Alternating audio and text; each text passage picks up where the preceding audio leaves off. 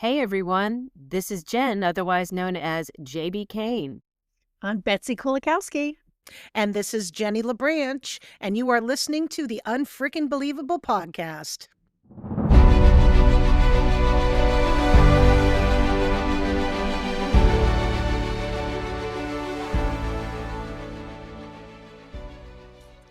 Welcome to another exciting episode of Unfreaking Believable. We invite you to pull up a chair, relax, and join in for the next 30 minutes or so as we bring you guests who will share with you the moments that made a difference in their lives. And it's all because of that one inciting incident. We believe that life is infinitely stranger than fiction, stranger than anything the mind can invent.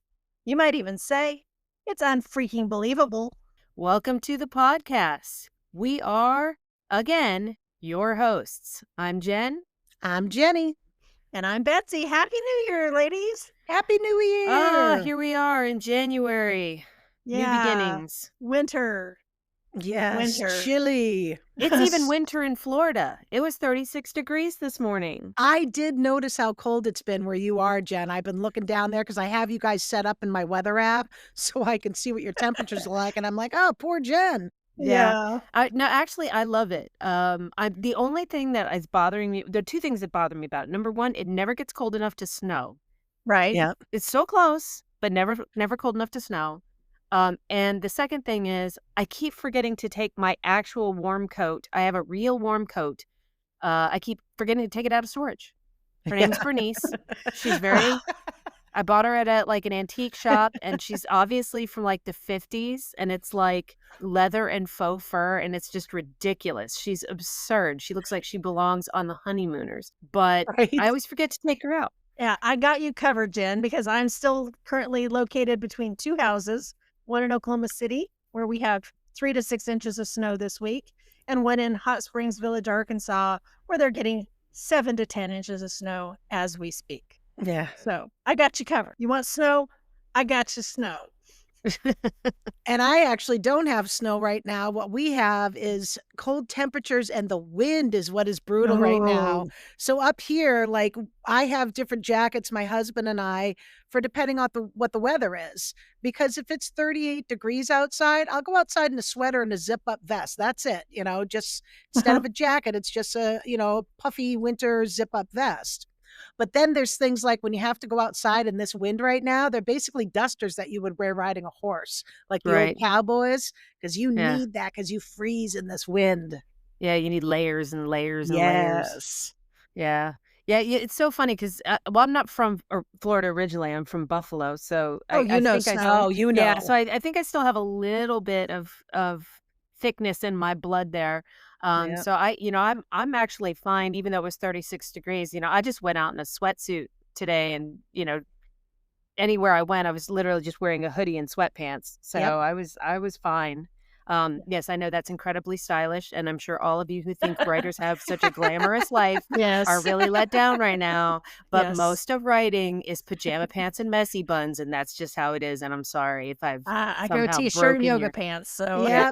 And I've got my superhero writing cape on, otherwise known as my bathrobe. There you Nice. go. Yep, just like Chuck. Perfect. All right, Yeah. Jen, do you have a word of the day for us this first episode of season 2? I do, and I have chosen an appropriate, I think, word for starting out 2025, and that word is pronoia. Mm-hmm. And that means? Well, it is the opposite of paranoia. Okay. Pronoia is the belief that the mindset that the universe is conspiring in your favor and believing that everything is unfolding for the greater good. Pronoia. Ooh, I like that. I like that. I do too. Yeah. I've never even heard of that. I've heard about believing that the universe is conspiring in your favor, but I didn't realize Yeah. it had its own name. That's Yes. awesome. Either. Yes, indeed. All right, Jenny, fun facts? Yes, and I'm only going with one fun fact today because we have a lot to cover in our season 2, episode 1. So this fun fact is about owls. And owls actually have 3 eyelids. They have an upper eyelid that closes when the owl blinks, a lower eyelid that moves upwards when the owl sleeps, and a nictitating membrane that's a translucent third eyelid that moves horizontally and moistens the eye while maintaining visibility. Freaky. I love it. I think there are some geckos that have that same arrangement. Nictitating membrane. Yeah, I've Yeah. seen. Yeah. Yeah. Yep. There's quite a few animals that have that one. Great. I'm just going with that one for Just today. the one today. Okay. Yep. All right. Very good. All right. So then I guess we're ready to get started, aren't we? Let's do this. Well, we have a lot to cover today, a lot to cover, and I'm sure that Yes. you're going to explain why. Right. So we are so excited for season 2 because we have big plans for 2025. And one of those is a plan to interact with our listeners more. And we want to kick the new year off right. So we asked our Facebook group, on our UFB Facebook group, we asked everyone to send us some questions that we could answer so that our listeners could actually be the ones interviewing us this time. Sound like fun? Yes, it does. Absolutely. So the first question we have is, first of all, how's it going and is it still fun? Well, I think anybody that's listening can probably deduce that it's still fun. Yes. Oh, yes. Because we are constantly cutting up, and we've learned a lot. Mhm. We definitely have. I can't even believe it's been a year though, because we have learned so much, but it seemed like it just flew by. It did. Absolutely. And I think one of the things we had a meeting on New Year's Eve. Uh-huh. And I think that one of the things that I would say to address this question is that I was really impressed at how excited we were at new ideas for season 2. So it wasn't like we'd become complacent. We were like, okay, we did pretty well with our goals for this year. What are our goals for next year? What do we want to do? Yep. And like they say, time flies when you're having fun. So yes, we are still having fun. Absolutely. Yeah. All right, Jenny, you want to take the next question? All right. So this question is, who is your favorite character in any of your books or stories? Now, did you think this question means the books we write or books we've read? Books we write? I think so. Right. Yeah. All right. Who wants to go first on this one? Jen? Well, let's see. I really struggle with that because I have so many characters. But the funny thing is, I tend to like my secondary characters even more than my protagonists as a general rule. So in the Arcana series, I'd say probably my favorite character is Trey, who is Rise of the Moon's protagonist's best friend. And he steals every scene that he's in, and I love him. And he's terrific. And then in the Iron Shield series, my favorite character is probably the same as everybody else's favorite character who reads that series, and that's Dalgus. Dalgus is a mixture of creatures. He's sort of a chimera. Yeah. He's part goose, part dragon, part human, part who knows what else. And he is just like a giant child. He's innocent and wonderful and brilliant, but also he's a predator. So he's sort of a very interesting mix of things. But it's his childlike innocence that makes him absolutely lovable to everybody who reads the series. I tell you, I have to agree with you saying one of your secondary characters is more of your favorite than the protagonist, because I'm the same way. My character, Shay, in mind, he's one of those characters that's a bit more morally gray, yet I love his quick wit and he's charming. He could be vulnerable, but he also has the ability to, carry his trauma while still helping to protect and uplift other people.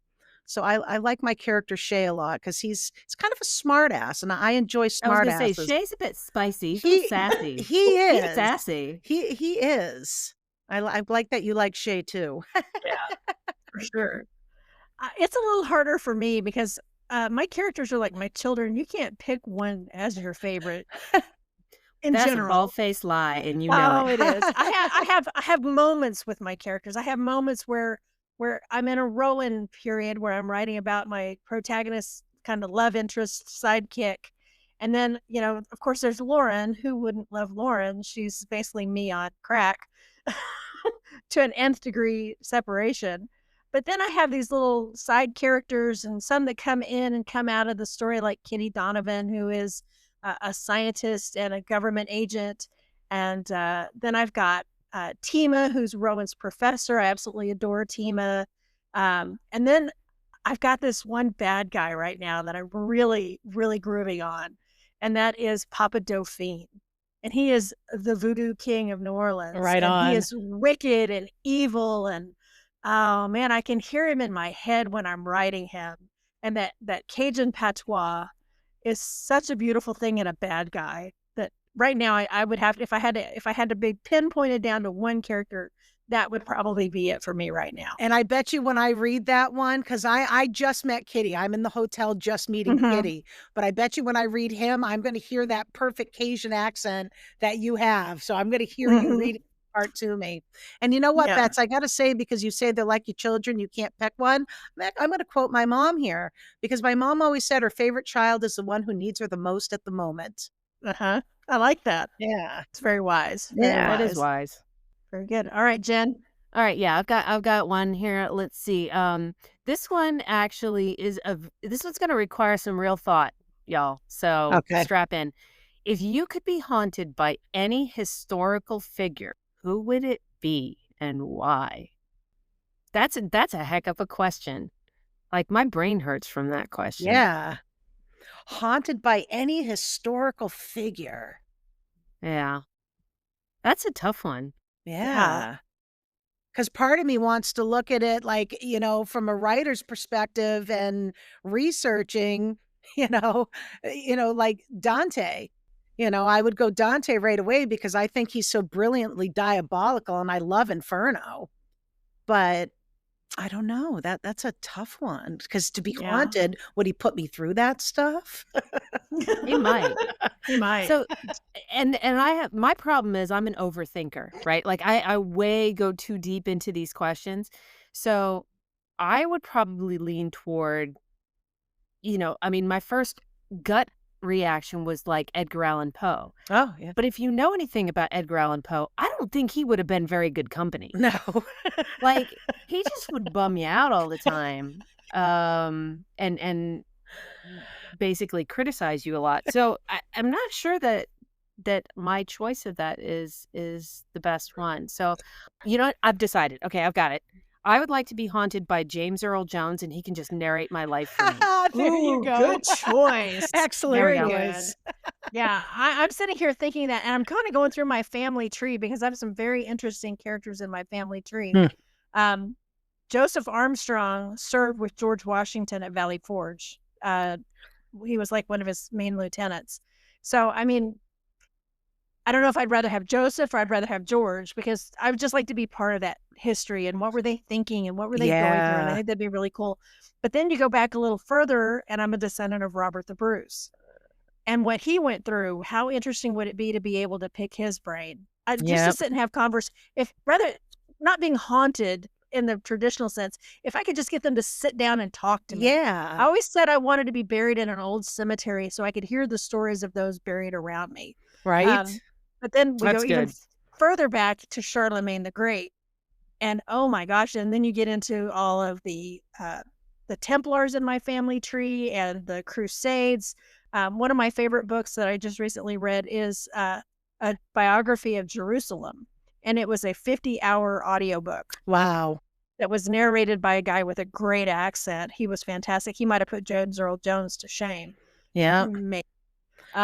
But yeah, I get into the history of my family tree and just the history of the world in general. I want to hear the stories from the people who lived it. And if I could be haunted, in that aspect, then yeah, that would be interesting. If I could be haunted in that aspect, it would definitely be J.R.R. Tolkien then. Oh, yeah. Yeah, for sure. To hell Good with one. Dante. Well, Tolkien might be better company. Yes. But then you have to learn all his languages. Yeah. Lauren would love that. Yeah. And Well, it's okay if you don't speak Italian. Dante would be just like a lot of noise anyway. So. Yeah. Yeah, that's true. You know what's funny is I've told so many people when that book has come up that I call him diabolical, and people immediately go to argue with me right away. I'm like, really? Have you read Inferno? I'm like, he created all of that. That's not something that was out there that he read in a book. He created all those tortures for people. That is a diabolical mind that comes up with things like that. Yeah, totally wicked. Totally wicked. All right. So the next question I have is, What was the most surprising moment of the podcast so far, ladies? Take a moment to think. So as the person who does the sound editing, the most surprising moment was when I spent 2 hours editing an episode, and then I went back in and nothing had changed. Oh, no. So that from that perspective, that was probably the one that, like, caused me the most PTSD. Yeah. Because then it was like our listeners don't really know this, but then it was like a 2-week ordeal trying to get everything fixed, and then we had to my husband, bless him, with all his technical knowledge, had to help me download one track at a time, load it into other software. It was ridiculous to get our episode out on time. Yeah. So that was that. But I would say that in terms of the most surprising story, I would say Damon Manx's story about the streets of New York City, Yep. and his incident of almost hitting the president, or actually hitting the president's detail. And I'm not going to give any more about that because if people want to listen, they can go back to episode 6 and listen to Damon Manx's interview. I'd say one of the most surprising things for me is, like we went down to, as a lot of our listeners know, we went down and did our own girls retreat together in Georgia.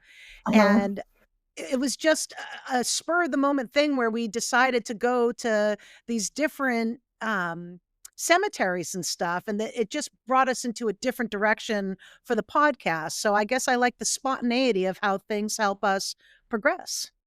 And I'd like to add a shout out here to Amanda and her mom. Yay. Yep. For taking us on various tours around LJ, Georgia. And introducing me to the best Southern food I have ever had. Oh, yeah. And that biscuit. I will never forget that biscuit. That biscuit. Still the best biscuit I've ever had. Me too. I think the thing that surprised me the most, I'm going to go back to Jen's ability with the editing. There was an episode, the listeners will not know it, and I'm not going to give it away, but there was an episode that I wasn't even there. Nope. And I'm in the episode. I had to work the day that it was the only day we could get the guests scheduled, and it was a weird time, and I had to work. I just couldn't get away. And so I missed that recording. It was the one that I was not there for. It's the only one that any of us have missed.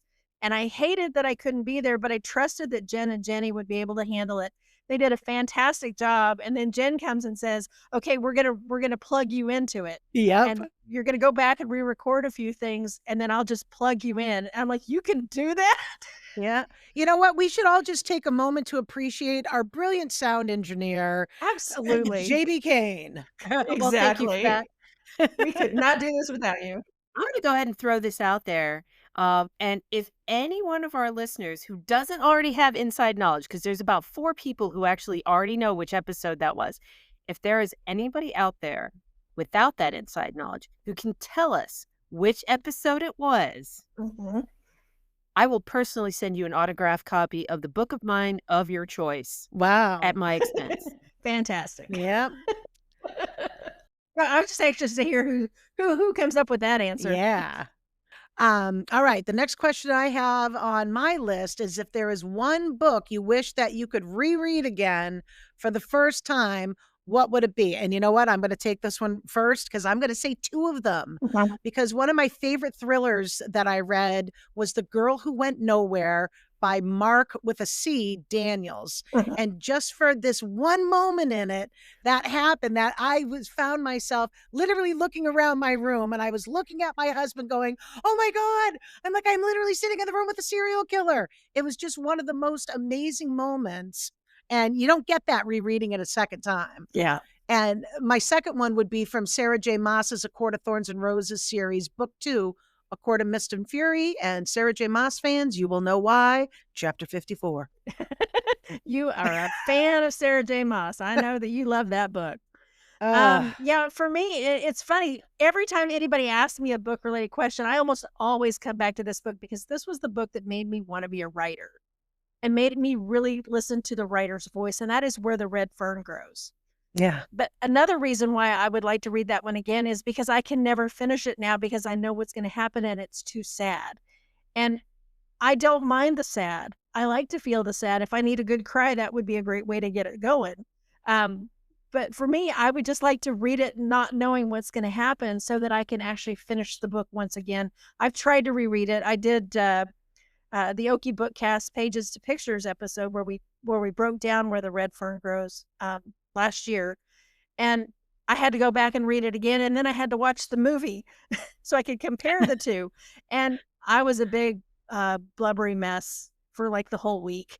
And I know that the host was the same way because he messaged me and said, "This is all your fault." I think he actually put it out on Twitter. He's like, "Pray for me. I'm going into the last 2 chapters." No, no.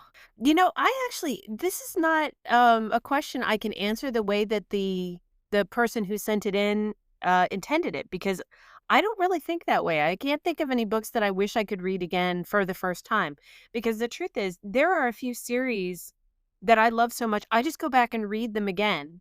And I don't know if it's because I'm in my 50s or if it's just because I can kind of segment out my mind, but I can feel a lot of those same emotions, maybe not the surprises, like the Yeah. things that you never saw coming, but I feel a lot of those same emotions. It's like visiting an old friend that you haven't seen for a while. Yeah, So no, I every get 10 that. years or so, I reread the Incarnations of Immortality series by Piers Anthony, because that series had such an impact on my writing, and I just really like the characters. I'm not sure that all of it has aged as well.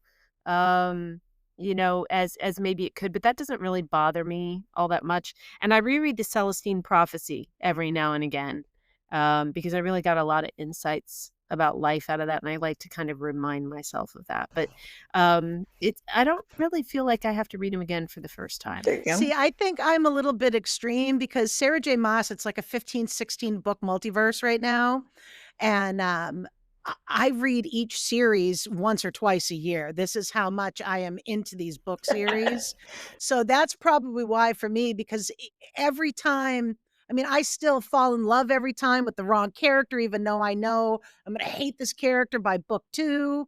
I still go through the whole thing with the feeling and emotions, but it's the shock value, I Yeah. guess. Uh-huh. It's I that bet. shock. Exactly. Yeah. All right. I Next like question. that. All right. So this next question comes to us from the Pacific Northwest, I believe, if I remember correctly. And the question is, would you 3 ladies ever consider doing a writing retreat, class, small group, etc., for other aspiring writers? And I have never considered that as a possibility. I think it would be Yeah. enormously fun. Mhm. I do too. I think that all the little teacher parts of my brain would start, clicking and whirring, and Mhm. the cogs would start spinning, and I would probably flip right back into that mode, and it might be dangerous for me to think about, because that's the kind of thing I might take off and run with. Yeah. Yeah. We just pick a really cool location, Mhm. and off, away from too much noise, Hot and Springs, Arkansas. Hot Springs, Arkansas.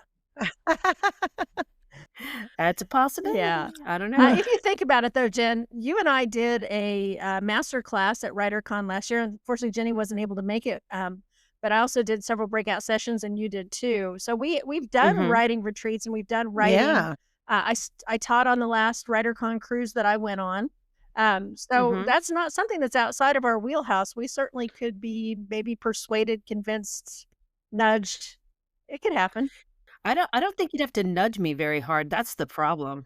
I wouldn't have to be nudged very hard either, because picture where we stayed when we were in Georgia. And if Mhm. other people had their own places, but we had a big area like that main living room and Yes. that dining room table, people could come there for the portion of the writing retreats and then go back to their own Airbnbs or whatever. Exactly. Well, and there are some places, and I remember actually talking to Bill Bernhardt about this, when I came to WriterCon the first time when we were sitting at the Mexican restaurant. There are a lot of places on Airbnb where you can rent enormous houses. Yes. Yep. So if you had, 5 people that wanted to participate, you just get a house with enough bedrooms Yep. for 8 people, and then everybody just kind of splits the cost, and that's how it works. Yep.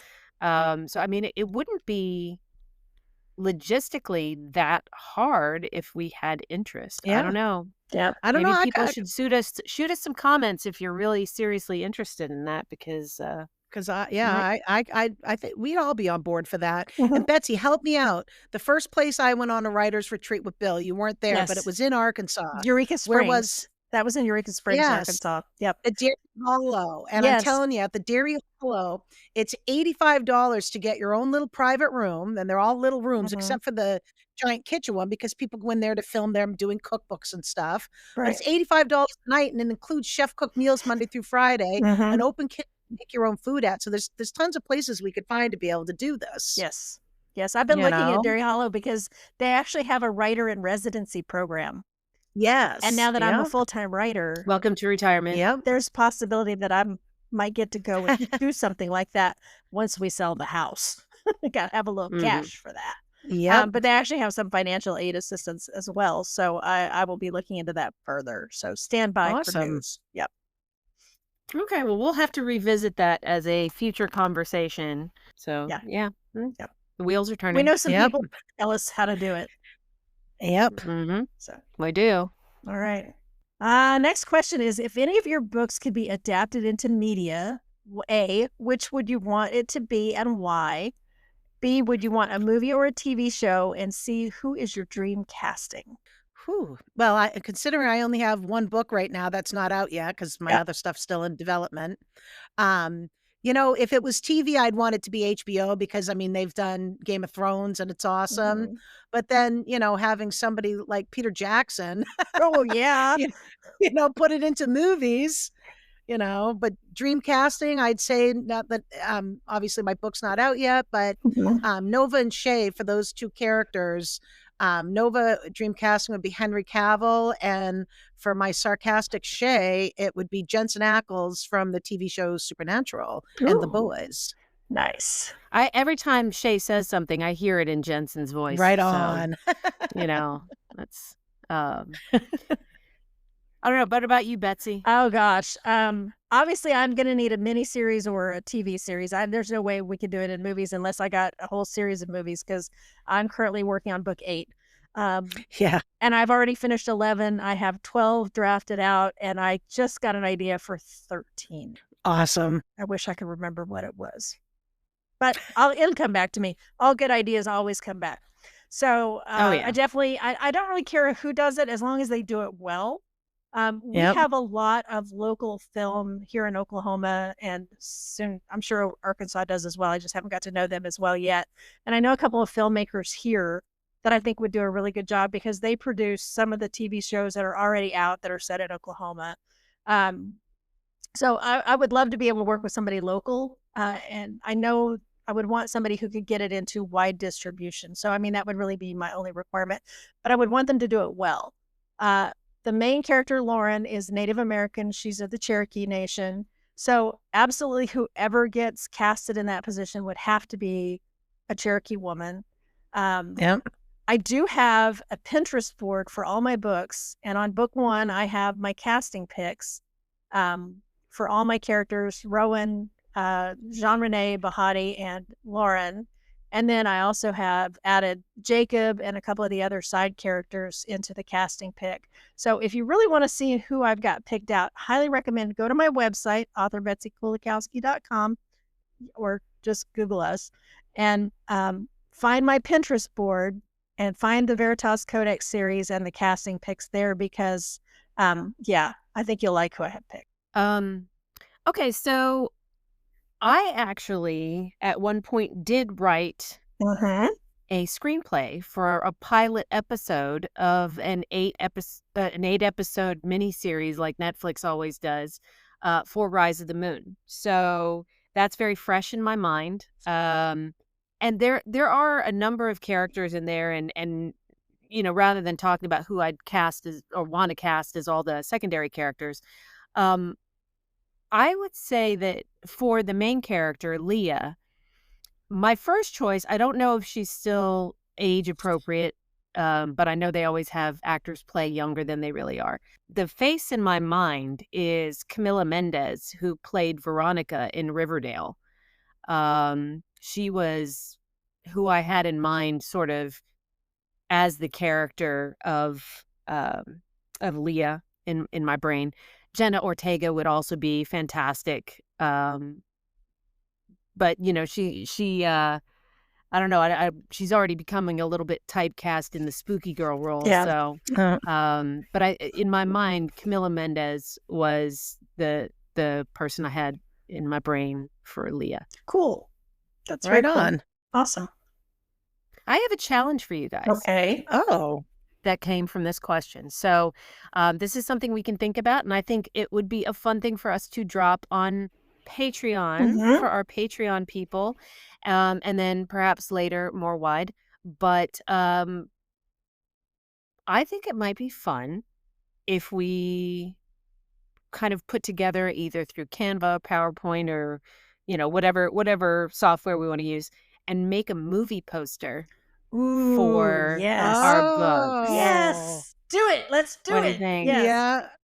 All right. And so this is a challenge. I'm not going to put a time limit on it. We'll talk more about it because I don't want to put anybody under the gun. It's been a heck of a couple of months for all three of us, actually. That's true. Yeah. So I don't want to put any time limits on it, but I think that would be fun. I like it. Right on. Yeah. Let's just kind of shoot for by the end of the season. Okay. That sounds Okay. good. If we get it done early, then sounds that's great. If not, you've got something to look forward to. Yeah. All right. All right. So I have the next question came from one of our Patreon subscribers, actually. And you guys may have noticed we're not putting names because we didn't get permission from people to share their names. So, but one of our Patreon subscribers says, I'm curious whether you've heard any great unfreaking believable stories in history or popular culture that may have impacted you. And one of the things I would like to throw out there as my kind of response to that is that, strangely enough, in our New Year's Eve meeting, we talked about something that we are going to start putting together, and it will be something that will release to Patreon, and then eventually will release to YouTube or something, where we're going to do unfreaking believable people in history. Just little 3 to 5 minute shorts where we're going to pick some unusual folks in history who have had unfreaking believable things happen in their lives that are not super well known by the population, but who maybe have had a really big impact, but like a lot of people don't know who they are. And I'm not going to give too much information about that, except to say that the first person I had in mind to do that with is Henrietta Lacks. And I'm not going to say anything about that because I'm saving it for my little movie. Yay. So Yeah. Cool. Yep. I've already started putting mine together and I'm not going to talk about it yet, but that's definitely something we want to take and run with because I think it's important that we recognize those people who have done amazing things that are absolutely unfreaking believable because, we get to hear those stories through our podcast, but there's already those people who have come and gone who had some great contributions to history. So yeah, there's quite a few of them. I think about the safety world because that's the world that I come through. And I can think of probably 15 people who have made lifetime lasting contributions just to the safety world, which affects every one of us today in the United States. Richard Nixon. Most people don't think of him as a great president, but he is the one who signed OSHA into law. So, there's a lot of things that people don't get credit for. And I think that's a great opportunity for us to just really kind of highlight those. Yeah. So whoever this question came from, this is a great thing that we're going to add up onto our Patreon. absolutely. Very, very exciting stuff. Kudos. All right. This next question, this is an interesting one. Do you believe in curses? As a matter of fact, I do. I do too. And I have practiced a few.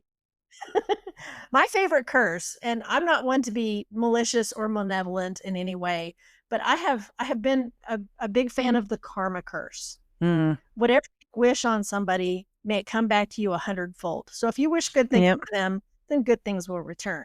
If you wish bad things upon them, then you will get what you asked for. Yep. So the day you deserve. Absolutely. I think for me, and I was a little more academic with this question when I was thinking about it. Um, I don't know if I believe in curses like the mummy's curse and things like that. Whenever somebody says curse, I immediately think The Mummy's Curse. Yeah, of, Howard the Carter. 1936 or 37 whatever movie of the mummy and the curse and Mm. Boris Karloff and all that. Yep. But I don't know that I believe in that necessarily, but I do believe in the power of will and intent. Yes.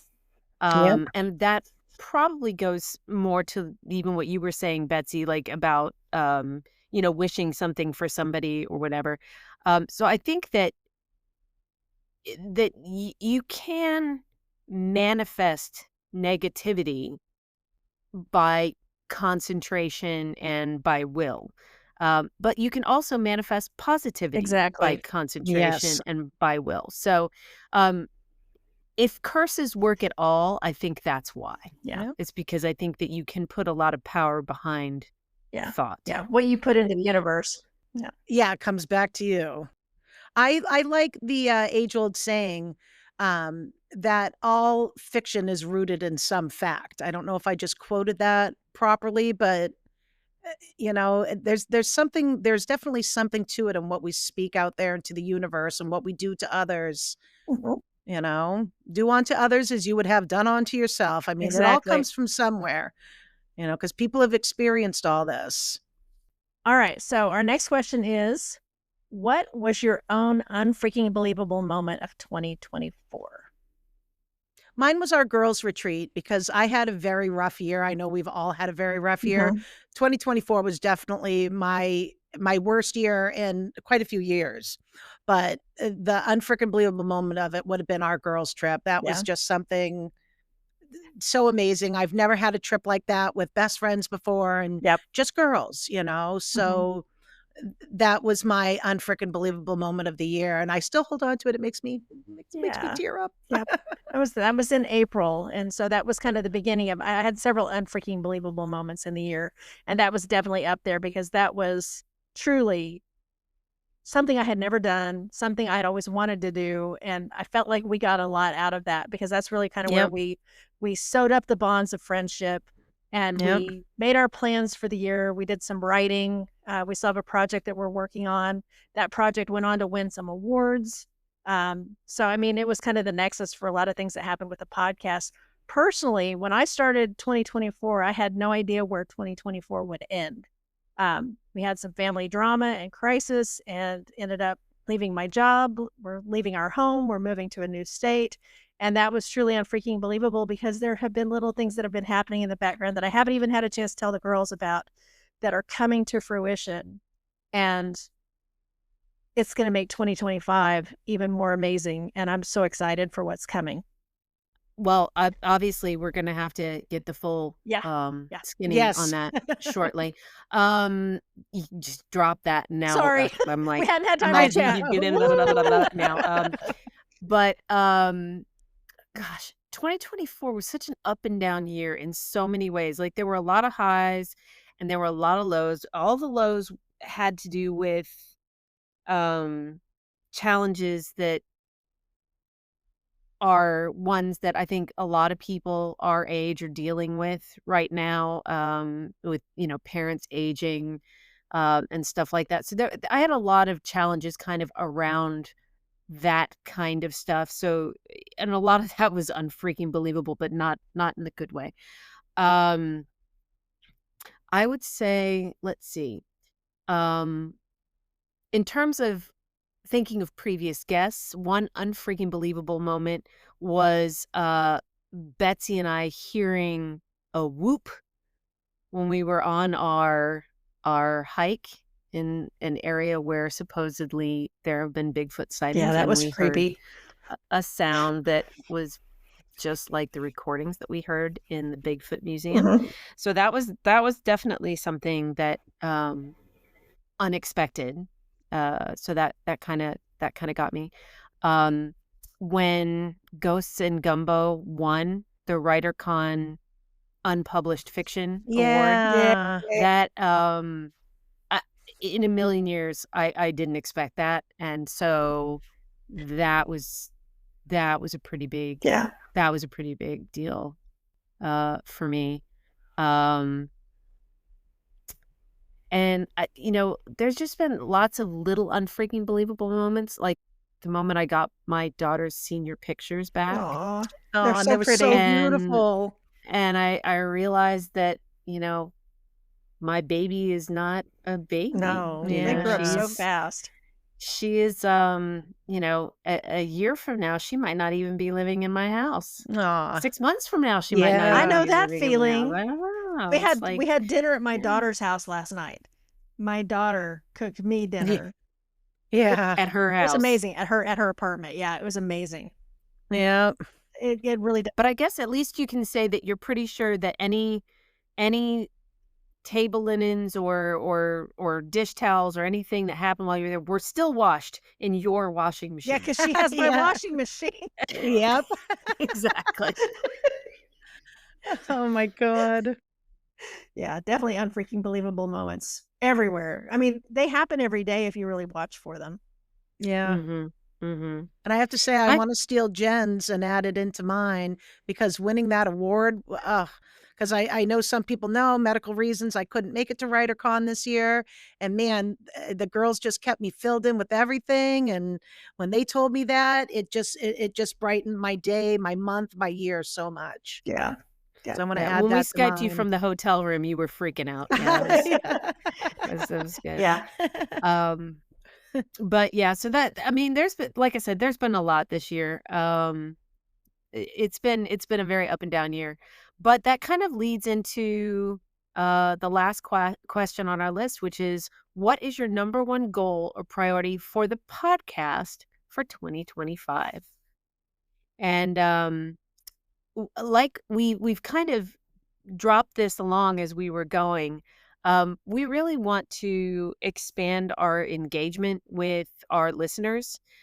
We also want to expand our reach. I know that's something that we feel like we are really happy with where numbers are for year one. And we feel like our guests have been Top fantastic, notch. and just Yep. we could not be happier with the folks we've had on so far. We have some pretty good gets on the line for next year. Um, People who have already said yes, and it's just a matter of getting the For this schedule year. together. Yeah, for 2025. Yeah. So, those are all very exciting. But I think for me personally, one of the things that is a big goal for me, and this is a technical question, this isn't even one of those broad reaching questions, but one of the things that's a big goal for me as kind of the tech person on the team, is to get all of our stuff migrated over to include YouTube. Yeah. So that we can be not only watched with our new features that we're putting together, but also our past episodes will be able to be listened to on YouTube as well. So that is my personal um, big technical goal for the podcast. How about you guys? Jenny, what about you? What's your number one goal for the podcast for 2025? I'm hoping that we're gonna be able to have more content for our Patreon subscribers, and a lot of what we've already talked about on this episode are things that we're working on for them. Because 'cause it'll be, some exciting stuff we'll have coming. Excellent. And along with that, just to kind of piggyback off of that, Jenny, we're also hoping to get more subscribers because Yes. this year so we've been very blessed. We have some Very. wonderful Patreon subscribers. Our subscription to our podcast hosting platform has been covered for this coming year by our Patreon Thank subscribers. you all. And yes, thank you for that. Thank you so much. And we're not going to be making money off this for our own personal gain. Whatever money we might take in from Patreon subscribers is going to go right back into the podcast. And we talked about this quite a lot. And so, Jenny, when you talk about the subscribers and how we want to create more content for them, the more subscribers we have, the more cool content we can do because we'll have the Yes. money to do it. Exactly. So, Yeah. a lot of the places we'd like to do features on, there are admission costs and things like that. And if we could not have to pay out of our own pockets, that would be cool. I mean, we've done it this year in large part, and that's okay, because we're doing it because we love it. But it would be cool not, to be able to have more opportunities to do cool stuff because of the fact that we have that monetary support behind us. So We have a membership that's for free that you can join on our Patreon, one that's only $1 and one that's $5. So there's 3 different levels. So even if you start out getting on there for our free membership, it can expand. And hey, if you like what you're seeing and you like what you're listening to, tell your friends about us. yeah, Exactly. yeah, and we even added in a $3 one too. So we have 4 tiers Oh, right now. on. Sweet. Yeah, so Excellent. Yeah, I had an email this morning from somebody inviting me to be on their podcast. And it was a very long, drawn out email. And it was, we have this many followers and we're number 2 in our area and yada, yada, yada. And if we sign you up today, it's only going to cost you $55 to be on our podcast. We Red don't, flag. we do See ya. not charge our guests to be on our podcast. That's insane to me. We do Yeah. this because we love it and they do it because they love it too. So, Yep. yeah, no, we ain't going that way. Nope. Yeah. I No, couldn't thank believe you. that when you shared that with us this morning. Yeah. I'm like, I could not imagine saying, to any of our guests, "Hey, Robert Dagoni, why don't you come on our show and give us $55 to be on it?" Exactly. Yeah. I mean, I just couldn't Crazy. imagine. Yeah, no, I don't think Yeah. so. All right. So my goal for 2025 is I just want to keep the podcast going. We've got a lot of momentum behind us. We've got a lot of good things, in the lineup to come. But the success rate for a podcast, particularly a new podcast, is only about 5 to 10%. And that's very sad to me to think that so many people want to do a podcast. They start out, but they lose their momentum. They lose their energy, their drive. And some of the success factors that we look at is there's a lot of competition. There's a lot of other podcasts out there. Well, we're not competing with anybody. Our podcast is different. We don't just do paranormal. We don't just do authors. We don't just do, one thing or another. We try to be very versatile and we try to mix those up in our lineup in the year. So we're not worried about competition. Consistency is the hardest one. Well, we haven't missed an episode yet. And this Nope. one was a true test because we've had snow, we've had power outages, we've had family emergencies, we've had We've travel had issues. illness. Exactly. So if we can do it, we're going to be there. So consistency is something that we're really working on. And then the last one is engagement. And that's where we need our listeners to engage with us. We want to be successful, but we need to know that what we're doing is important to you and that you're out there and that you're listening to what we have to say and that you like what you're hearing. So if you haven't given us a review on any of your platforms that you listen to, if it lets you give a review, please go and do that. If you haven't subscribed for our Patreon, again, you can sign up for the free one. You don't have to pay any money. It's up to you what's right for you and your situation, but we would love for your support and join our Facebook group. We pitch that every Please, yeah. episode. Yeah. So Please, please, please always know we are going to be thrilled for you to engage with us. yes, We'll Yes. put up prompts periodically so you can promote the stuff that's going on with you. And I know that we've had some other podcasters that have been promoting some of their stuff on there. And we want to know what you're doing. We're excited about that.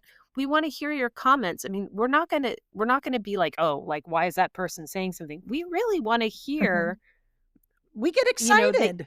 We yeah, get very it's excited seeing it. exactly. yeah, it's very exciting for us, and it helps build a community, which is really, I think, our overall overreaching goal. I mean, we're doing this because it's fun, but we also really want to build a community of people. And all of the successful podcasts who have been kind of mentors to us, and I'm, a shout out to the Mako guys, a shout out to Hillbilly Horror Stories, BrighterCon. and WriterCon, yeah. WriterCon, all those folks have created a community of their listeners. And, we obviously were only 1 year in, but we would like to do that as well. And in order to do that, we need engagement from our listeners. So please do that.